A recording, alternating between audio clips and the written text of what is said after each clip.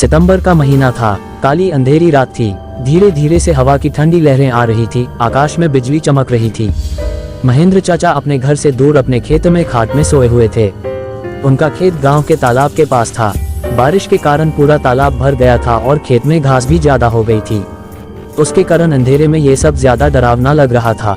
उस तालाब के किनारे आम के 6-7 बड़े बड़े पेड़ थी। आम के पेड़ की डालियों के आवाज भी काफी डरावना लगता था। अचानक खेत में बंधी हुई भैंसों ने चिल्लाना शुरू कर दिया। महेंद्र चाचा को पता ही नहीं चल रहा थी कि आखिर यह भैंसें ऐसा क्यों कर रही है। उन्हें लगा कि शायद ठंडी के कारण ये भैंसें ऐसा कर रही होगी। इसीलिए महेंद्र चाचा के खेत में चिमनी जलाए। उस चिमनी के उजाले में महेंद्र चाचा की नजर उनके खाट पे पड़ी। उन्होंने देखा कि एक स्त्री उनकी खाट पे बैठी है। ये देखकर उनका शरीर डर के मारे कांपने लगा। उसी वक्त आकाश में बिजली का तेज झटका हुआ। वैसे तो महेंद्र चाचा बहादुर थे, लेकिन आज उन्हें भी थोड़ा डर लग रहा था। उसी वक्त काका ने आग में सूखी घास डाली और आग को ज्यादा बढ़ाया। इसकी वजह से वो औरत ठीक से दिखाई दे रही थी। महेंद्र चाचा ने तापने के साथ बैठे बैठे ही बूम लगाई, कौन है? पर सामने से कोई प्रतिक्रिया नहीं मिली। इसीलिए काका अचंभित रह गए। उनकी समझ में कुछ नहीं आया। काका खड़े हो गए। इसीलिए महेंद्र काका ने सोचा कि अब डरने से कुछ नहीं होगा, मुझे हिम्मत से काम लेना पड़ेगा, क्योंकि जो डर गया वो समझो मर गया। चाचा ने एक बड़ी लकड़ी हाथ में ले ली और बोले, कौन हो तुम? तुम्हें क्या लगता है कि मैं तुमसे डर गया हूँ? लेकिन सच तो यही था कि चाचा अंदर से पूरी तरह से डर के मरे कांपने लगे थे। चाचा का ये गुस्से वाला रूप देखकर वो स्त्री खड़ी हो गई और जोर से बोली, क्या तुम मुझसे नहीं डरते? चाचा ने हिम्मत की और बोले, यहाँ से चली जाओ वरना ये लाठी से मार मार के तेरा सिर फोड़ दूंगा।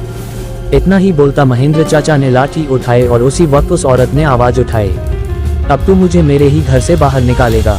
यहाँ पर तो मेरा बचपन गुजरा है, यह मेरा ही घर है, मैं यहाँ सालों से रह रही हूँ। ये सुनकर चाचा का डर और गुस्सा दोनों ही शांत हो गए। उन्हें लग रहा था कि मेरे सामने जो औरत खड़ी है उसे मैं जानता हूँ, उसकी आवाज भी जानी पहचानी लग रही थी। चाचा सोचने लगे कि आखिर यह औरत है कौन? अगर मैं इस औरत को जानता हूँ तो आखिर यह इतनी भयानक और विकराल रूप में क्यों है? अचानक, अरे ये तो ज्योति है, मेरी बड़ी बहन। बचपन में मैं और ज्योति साथ में ही खेत में चार काटने का काम करते थे। अब महेंद्र चाचा को पूरी बात समझ में आ गई। ये ज्योति के बचपन की बात है। जब ज्योति 14 साल की थी तब इसी खेत में गांव के कुछ बच्चों के साथ खेल रही थी। दूसरे बच्चों की तरह ज्योति भी पेड़ पर चढ़कर एक डाल से दूसरे में डाल पर छलांग लगा रही थी। अचानक ज्योति जिस डाल पर बैठी थी वह डाल टूट गई और ज्योति मुंह के बल नीचे गिर गई। ये देखकर सारे बच्चे डर के मारे चिल्लाने लगे। बच्चों के चिल्लाने की आवाज सुनकर बड़े लोग वहां पहुंचे और ज्योति को उठा के अस्पताल ले गए, लेकिन तब तक काफी देर हो चुकी थी। ज्योति की मौत हो गई थी। महेंद्र चाचा को ये सारी बातें याद आ गई और वह सीधा ज्योति के पास जाके रोने लगे। जब ये बात गांव वालों को पता चली तो सारे गांव वाले चौंक उठे थे। वास्तव में वह ज्योति ही थी। गांव के एक बड़े बुजुर्ग ने कहा कि जब ज्योति मौत हुई थी तब वो एक बच्ची थी, इसीलिए उसे बालक समझ के उसे दफनाया गया था, लेकिन वास्तव में उसका अंतिम संस्कार करने की जरूरत थी। इसीलिए ज्योति की आत्मा आज तक भटक रही है। महेंद्र चाचा ने तुरंत ही ज्योति को जहां दफनाया गया था वहां से उसे निकाला।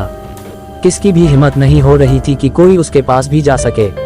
उसी वक्त ज्योति की आत्मा ने गांव वालों के सामने आके कहा कि हाँ, आपकी बात सही है, मैं मर चुकी हूँ, आप लोगों को मुझसे डरने की जरूरत नहीं है। मैं अभी भी इसी गांव की बेटी हूँ, लेकिन मैं आज दिन तक भटक रही हूँ, मुझे मुक्ति दीजिए। बाद में महेंद्र चाचा ने ज्योति के शव का अग्नि संस्कार किया और उसकी आत्मा को शांति दिलाई। हाय फ्रेंड्स, मेरा नाम आकाश है। आप देख रहे हैं एक कहानी। ये कहानी आपको कैसी लगी जरूर कमेंट में बताया। ऐसी और कहानी सुनने के लिए चैनल को लाइक करें, सब्सक्राइब करें और शेयर करें। मिलती है अगले कहानी में।